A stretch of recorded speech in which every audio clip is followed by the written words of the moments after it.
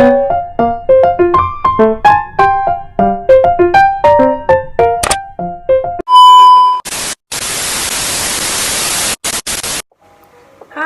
Assalamualaikum warahmatullahi wabarakatuh.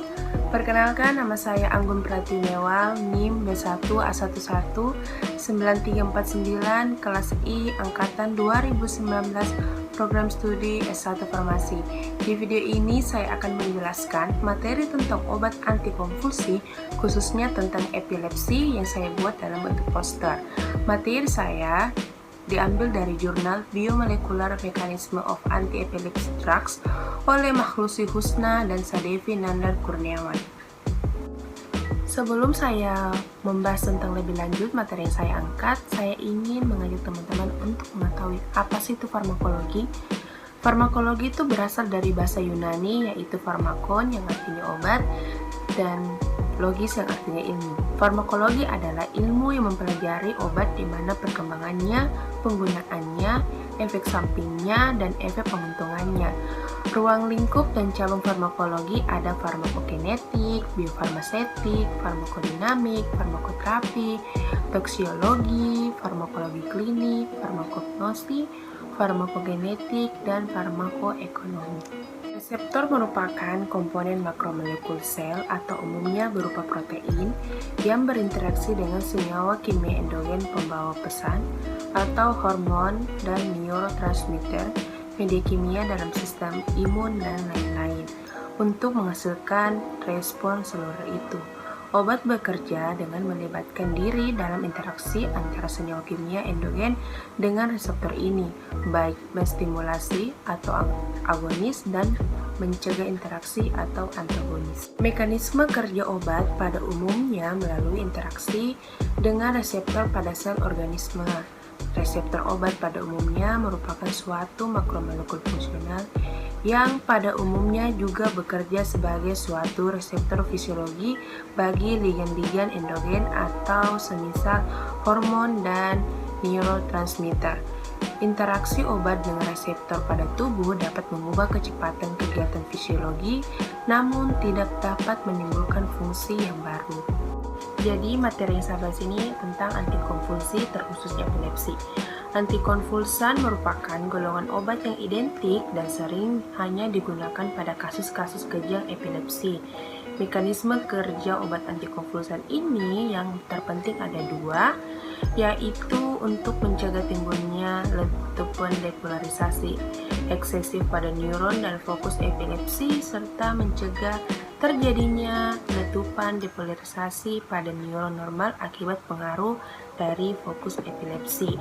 Maka dari itu saya mengangkat topik epilepsi dalam pembahasan poster. Ini adalah poster yang saya buat. Nah, ini gambar jelasnya.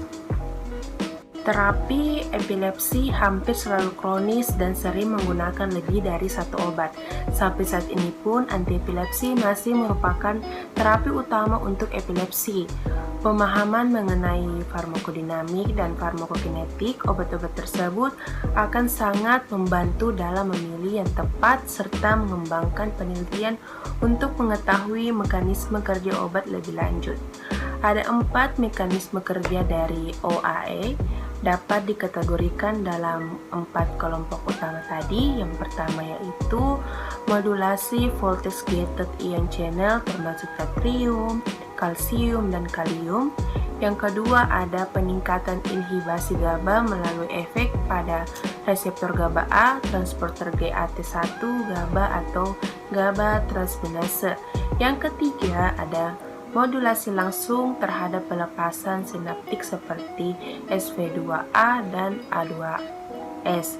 Dan yang keempat itu ada inhibisi sinap eksitasi melalui reseptor glutamat ionotropik termasuk reseptor AMPA.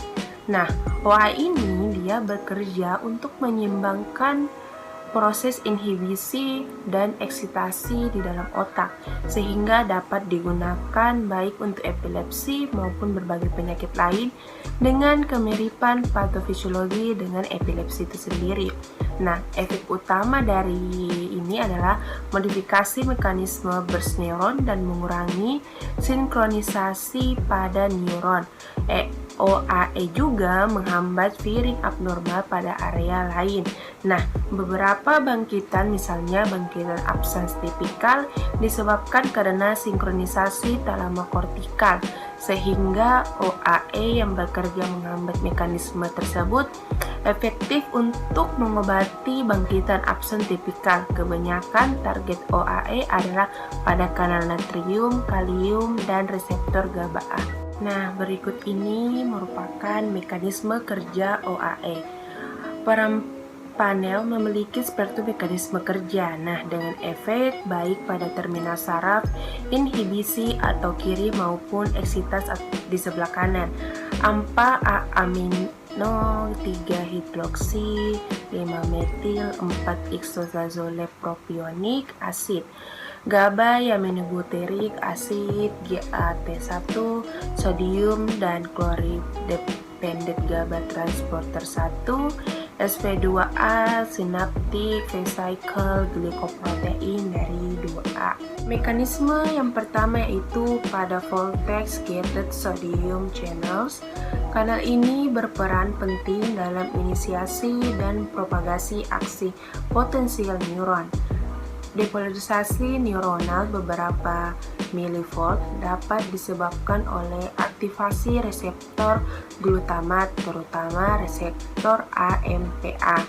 Selanjutnya, mengaktifkan kanal natrium sehingga kanal terbuka dan natrium masuk ke dalam sel. Kanal ini hanya terbuka dalam waktu beberapa milidetik, akan memicu depolarisasi sehingga terjadi potensial.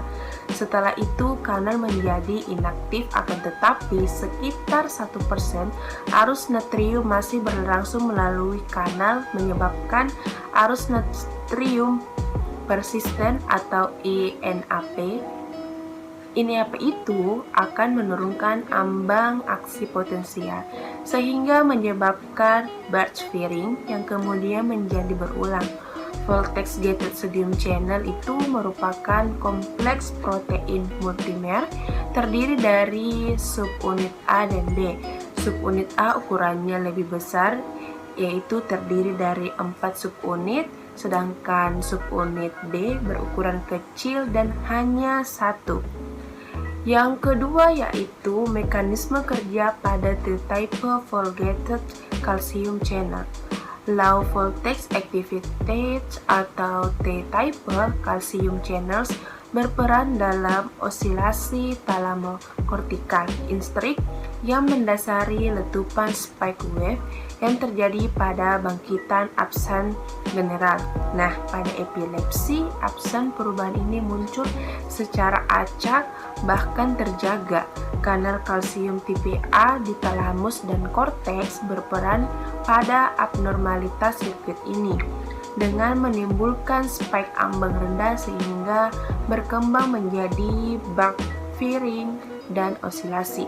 Nah, neuron GABAergic ini di nukleus retikular talamik juga berperan besar dalam bangkitan absen melalui hiperpolarisasi neuron GABA-T. Selanjutnya akan timbul berfiring dan proposal letupan spike wave sirkuit talamokortikal. Nah, yang ketiga ada mekanisme kerja pada Kv7 voltage gated potassium channels.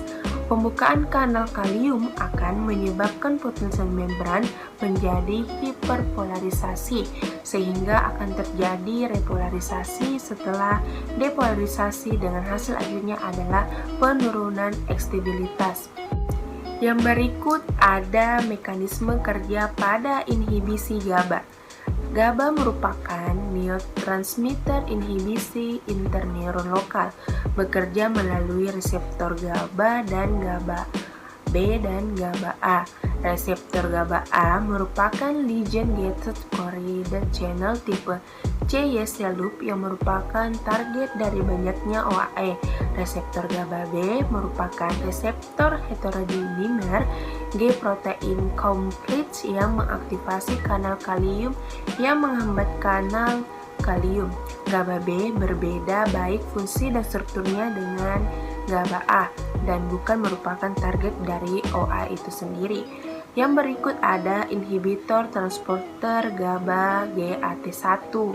Nah, vesikular GAT berfungsi dalam GABA dalam vesikel sinaptik sebagai persiapan pelepasan eksositosis sinaptik.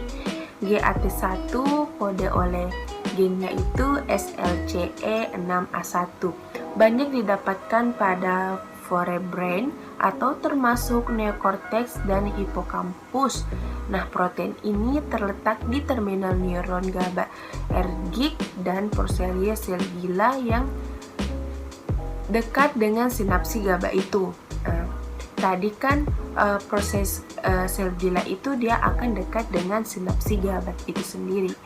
Jadi kesimpulannya OAA itu dia bekerja pada sejumlah mekanisme molekuler, akan tetapi secara umum obat-obat ini berfungsi mengurangi frekuensi bangkitan dengan berbagai cara. Pada prinsipnya OAA bekerja untuk menyeimbangkan proses inhibisi dan eksitasi di dalam otak. Oleh karena itu, OAA juga banyak digunakan untuk penyakit dengan gangguan proses yang sama seperti gangguan bipolar, panic attack, agresi, adiksi, Parkinson disease, serta sejumlah movement disorders. Baiklah, inilah akhir dari video saya yang saya jelaskan tadi tentang antikonvulsan terkhususnya epilepsi. Semoga video ini dapat bermanfaat bagi kita semua, terkhususnya para mahasiswa. Mohon maaf apabila saya menyampaikan materi banyak kekurangan. Sekian dan terima kasih. Wassalamualaikum warahmatullahi wabarakatuh. Bye.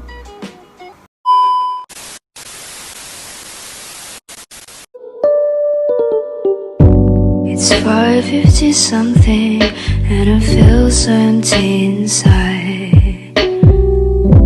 The sun is going down.